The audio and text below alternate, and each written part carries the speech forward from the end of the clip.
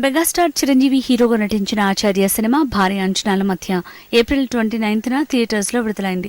కానీ అంచనాల్ని అందుకోలేకపోయిన ఈ సినిమా మొదటి రోజు నుంచే బాక్స్ ఆఫీస్ వద్ద కలెక్షన్ల పరంగా చతికిలబడింది. మొదటి రోజున ఆచార్య సినిమా 18 కోట్ల దాకా కలెక్షన్స్ ని అందుకుంది. మొట్టమొదటిసారిగా రామ్ చరణ్ మరియు చిరంజీవి కలిసి నటించిన ఈ సినిమా పైగా ఇప్పటిదాకా ఒక్క ఫ్లాప్ కూడా లేని కొరటాల శివ సినిమాకి డైరెక్టర్ కాగా సినిమాకి ఒక విధంగా మంచి ఓపెనింగ్స్ లభించాయి.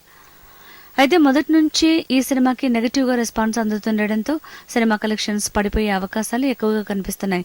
మొదటి వారాంతం తర్వాత కూడా సినిమా కేవలం 50 కోట్ల కలెక్షన్స్ మాత్రమే నమోదు చేసుకునే అవకాశాలు కనిపిస్తున్నట్టు ట్రేడ్ వర్గాలు కూడా విశ్లేషిస్తున్నాయి.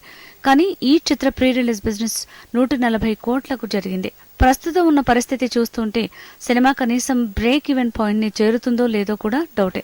ఇక ఈ సినిమాని కూడా పాన్ ఇండియా లెవెల్లో మరికొన్ని భాషల్లో విడుదల చేసి ఉంటే కనీసం నష్టాలు రాకుండా ఉండేది అంటూ మరికొందరు కామెంట్స్ చేస్తున్నారు.